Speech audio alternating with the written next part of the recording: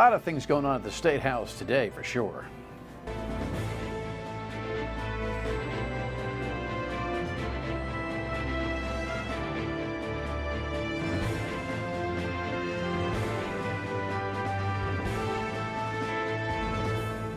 The Dan York State of Mind program is brought to you in part by Lookout Rhode Island and Takeo Comfort Solutions. Yeah, so we pay the chiropractor, we don't pay the chiropractor, I don't know. This is one of those things where the Speaker of the House might need some crisis management advice, because what's happened in the last 24 hours after we got some news from WPRI's Target 12 team about a line item in the budget is just kind of nutty. Great to have you aboard. Thanks very much for tuning in. Cienki is the new chairperson of the Republican Party here in Rhode Island, and I'm going to ask her about this issue and, of course, her perspective on the entire budget process so far. The debates will rage on over the course of the next week or two at the General Assembly before they adjourn for the session. So let's just kind of check in on what's happening here. Iran shoots down a drone. Iran says it's an international space, and America says no, it's not. And of course, the president tweets that Iran made a very big mistake. What is that? First of all, last night he was saying don't worry about it. Today he says they made a very big mistake. I'm not sure what kind of commander-in-chief behavior that is. I'm not sure that we ought to be threatening countries via Twitter. Certainly that requires a response, whether it's sanctions or military maneuvers or back channel this or that. But tweeting, oh, you made a big mistake, I think makes America nervous. But that's just me. I haven't been able to figure this situation out since 2016. But, you know, stay tuned to your Twitter for further developments.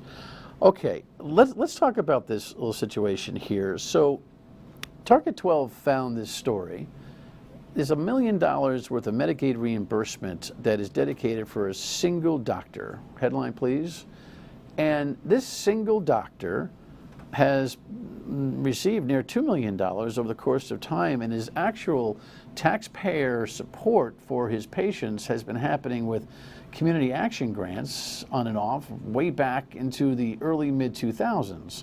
He has a specialty concept here, and let Tim White tell you the story, because at last night's press time it looked like it was pretty interesting. Cranston chiropractor Victor Pedro's treatment program was denied federal Medicaid funding, but with the help of House Speaker Nicholas Mattiello's leadership team, Rhode Island taxpayers have continued to pay for a treatment program Pedro developed. Victor Pedro, a Cranston chiropractor, runs a program called Cortical Integrative Therapy. His website describes it as treatment for brain injuries and disorders. House Speaker Nicholas Mattiello is a strong supporter of the program, but the federal government isn't. A 2017 letter obtained by Target 12 from the Director of Medicare and Medicaid Services denied funding, warning there were very few parameters for cost or quality control, and meeting minutes from the state's Medicaid Medical Care Advisory Committee determined there wasn't evidence to prove that this treatment worked. Both Governor Gina Raimondo and former Governor Don Carcieri tried to halt funding for Pedro's program, but for years, Democratic House leadership has come to the rescue. A Target 12 review of state budget data shows the Cranston chiropractor's practice has received just over $1.7 million in taxpayer money since fiscal 2005, and despite warnings from Mattiello that this was a difficult budget year, it's not easy to say no. It's not my nature to like to say no. House leaders' budget restores $1 million for Pedro's program that the governor tried to cut. A spokesperson for Mattiello blamed the Raimondo administration for not making a strong enough case to secure federal funding, saying, in part, Speaker Mattiello believes the state should be committed to providing appropriate resources to a program offering unique care and treatment in difficult cases. When we reached out to Pedro today, he was with a patient but said he will get back to us. The full House is scheduled to vote on the budget Friday before it moves to the Senate. Now look, I don't necessarily see this doctor as a nefarious character. I've done some work on this today and found that he actually has a track record of helping people, but this is experimental medicine in some ways. And look, bureaucratic red tape in America is not always easy to plow through in terms of experimental treatment, and I think a lot of people know that about a lot of different maladies and disorders. So what the jury is out on a whole bunch of things, but what's really curious about this, and I still can't get the answer I'm looking for, and that is, if Medicaid has refused to cover. In other words, it doesn't, the treatment doesn't fit the protocol for Medicaid. Why is Medicaid reimbursement happening from the state administrative offices? So I had, I put a call in, at press time. This show tapes at 1 o'clock in the afternoon. I'm told that the treatment doesn't fall under Medicaid protocol. CIT, which is the specialty the doctor is talking about, is one of only 25 other requests for Medicaid coverage that was denied since 2014. So if the coverage has been, these are notes from the Department of Health. So if the coverage has been denied, why are the payments being made? And again, I'm not trying to sound an alarm that this has any scent of criminality, but there is no doubt in my mind that the Attorney General needs to take a look at this thing right away. In the meantime, today, Speaker Mattiello decided, you know what, enough of this. I'm pulling the funding going forward for the next budget. He told Deputy Piero's Tara Granahan that earlier today. Whether or not we're going to keep the funding in this year's budget, I'll be very direct with you. No, only because it's politically controversial right now. Do I think that's the right thing to do? I'm not convinced of that. This is being unduly politicized, and it's unfair, and it's regrettable for the patients that really need the service. It's not costing us any money, and I shouldn't pull it because it's now controversial, and I'm going to have a terrible debate on the floor. So politics is what it is, and I'm going to do something we should not do. What? So, Sorry. so this situation,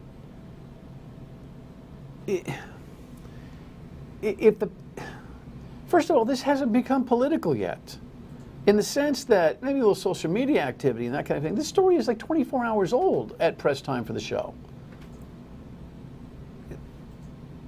If the report sounds an alarm that might be misunderstood, then you call a press conference and you say, all right, let me explain this whole situation, everybody. And this is why we think this thing works.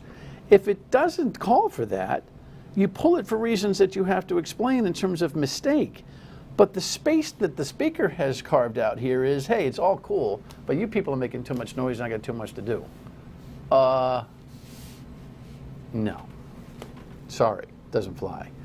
The chairperson of the Republican Party, Sue Cienki, I mean, you weren't scheduled to talk about this. You were scheduled prior, and so I was glad to have you aboard. Does your gut tell you anything differently than what I've said about this? Well, it shows how the budget process works here in Rhode Island, which it doesn't. Everything gets done at the last minute. The budget dropped at midnight last Friday, and there were changes. It was through good investigative reporting that found this. And then questions have to be asked. Before the budget gets signed, questions have to be asked. And you're absolutely right. It's a question, well, why does this one individual get this $1 billion? Why? Has it been in the past? Yes, it's been in the past, and the governors have tried to do it. So it speaks to two issues. Why don't we have an inspector general, and why isn't there a line item veto?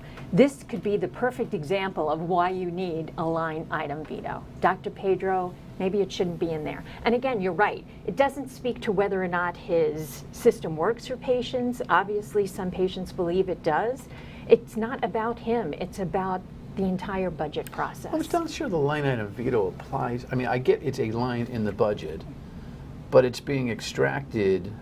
By the way, I support the line item veto. Right. So, but this particular item is being extracted prior to the budget being debated and sent to the governor for signature. Right. Anyway. The governor extracted it herself. Right. Former governors have done the same thing. And it keeps getting put back right back in. This is one of the speaker's babies, and Right. I can't figure out if this is all just about philanthropic, medical, or benevolent, I should say, benevolent medical philosophy on the speaker's part, or whether there's a business opportunity here that he's looking at, or whether there's, I'm confused by this. And you're right, explain it. Explain it to the voters. And so what if there's Yeah. a fight on the floor about a line item? They fight on the floor all the time. About everything. And that's the way it should be. And There if should you- be vigorous debate. And defend it if you want to defend it. Right. If fellow Democrats are saying, Speaker, this is too hot a tamale, can you yank this out of here? That's the political thing that we don't know about yet because we haven't heard anybody say so. Right. Welcome to Rhode Island. This is a unique one. But this Do you is agree with me the Attorney General needs to take a look at this? Sure.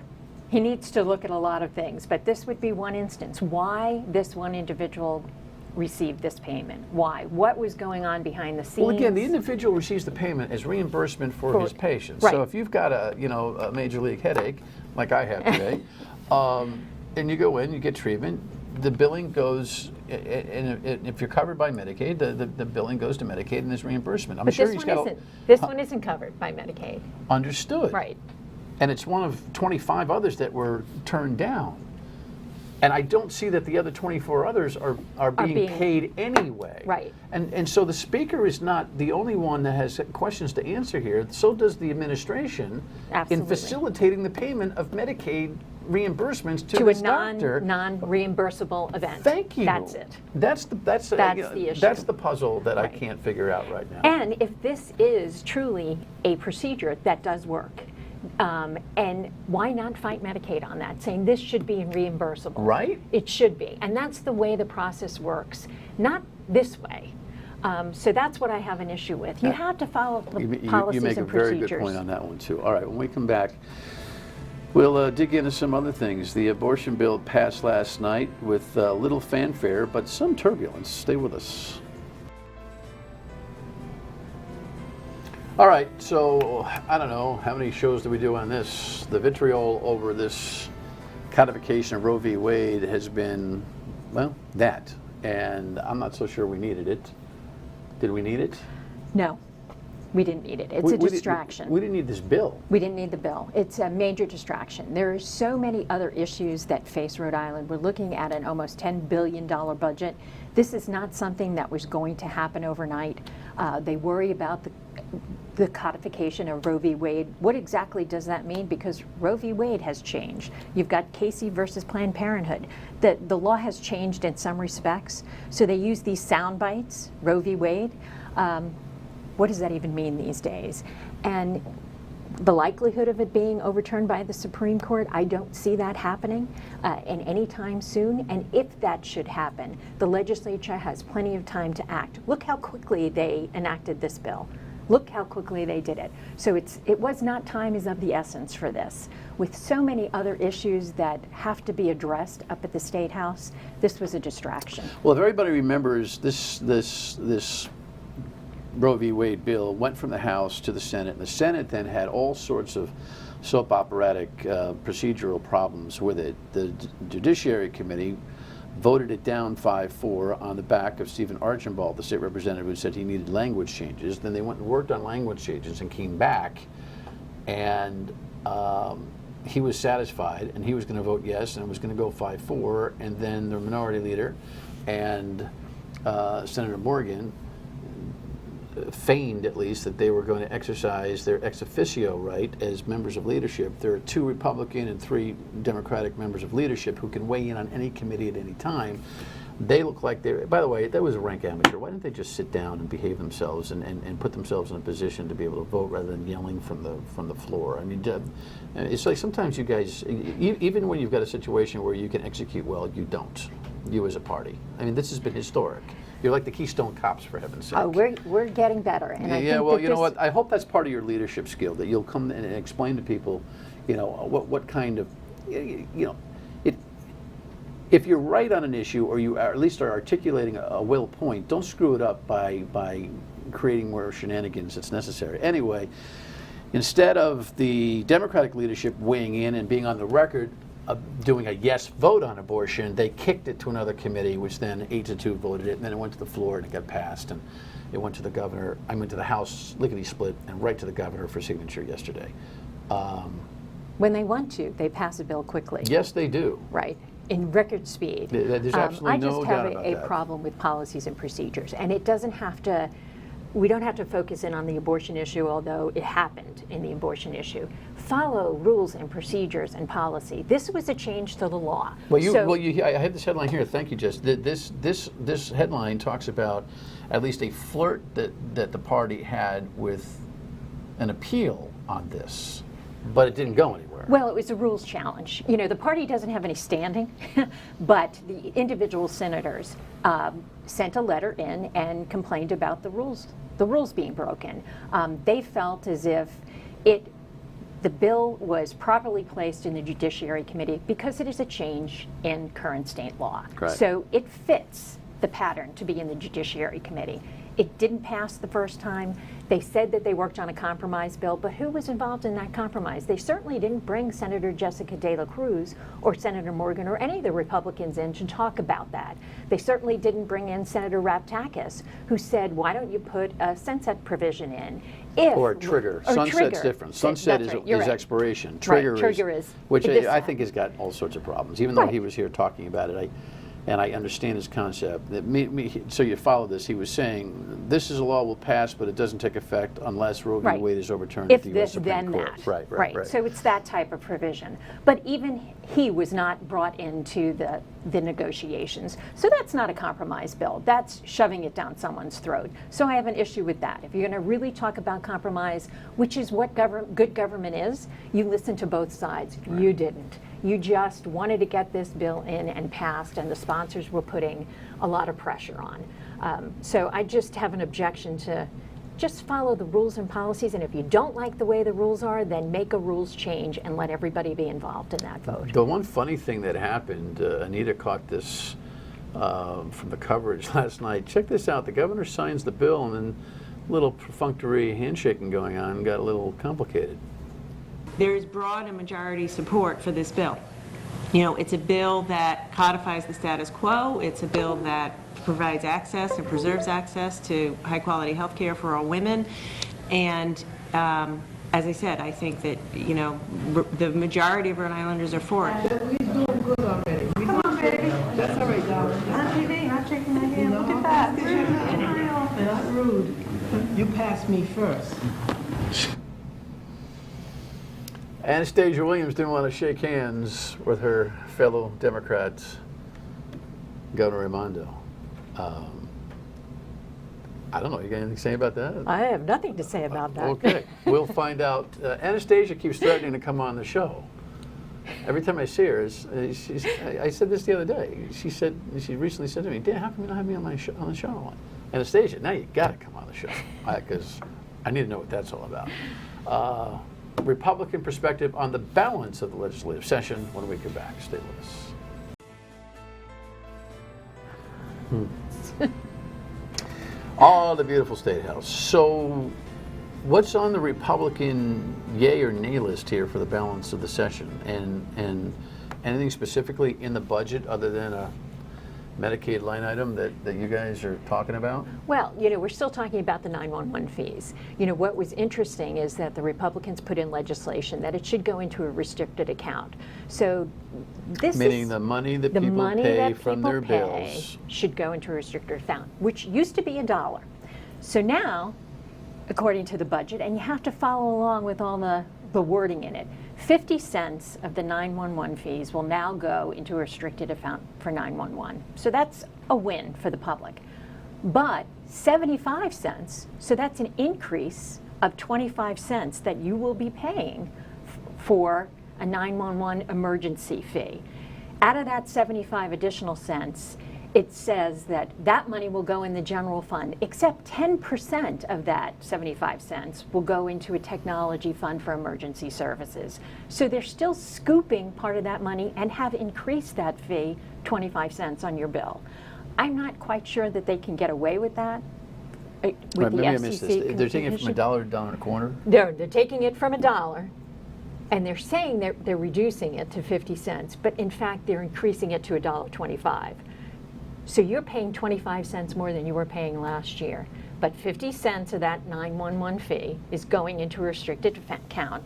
75 cents of that now is going to the general fund minus 10%. So 7.5% is going into it. Information technology for an emergency fee. Yeah, you know what? It's very You convoluted. got me on this one. I got to catch up on this. You know, Right. we've done a couple of shows on this, and it's kind of got lost in the legislative mire. So the we'll bottom figure line out. is, Dan, 25, your it's- fee is so getting increased 25 cents. So it's a couple steps forward and 2 or 3 back, is Right. what you're saying, in You're- terms of the philosophy on how the money ought to be used. Right, exactly. So that's a big quagmire. You know, so we brought that to the forefront. The money that you're paying should actually go to a restricted account. We got a partial win, but you're now paying more. Speaker said the other day, hey, listen, if you got a problem with the budget and you see cuts that ought to be made, come see me about it. I kind of laughed about that and wondered out loud what kind of a line I could generate out the door from the 3rd floor. And I thought about actually pulling a little stunt, taking the radio show up there and saying, all right, let's line up but I'm not sure that we're in the right space. There seems to be a disconnect and an apathy out there that is very, very prevalent. They're kind of like, I don't know nothing. Look at what happened in Warwick this week. Right. With the schools and the sports being threatened. Now everybody comes out of the woodwork when they're awoken.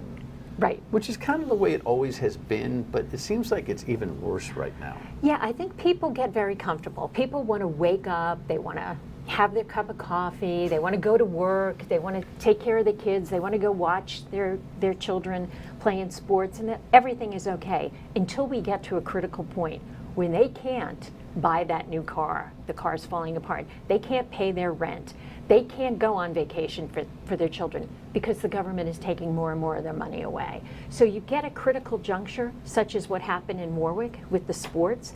They haven't been paying attention to how their money is being spent.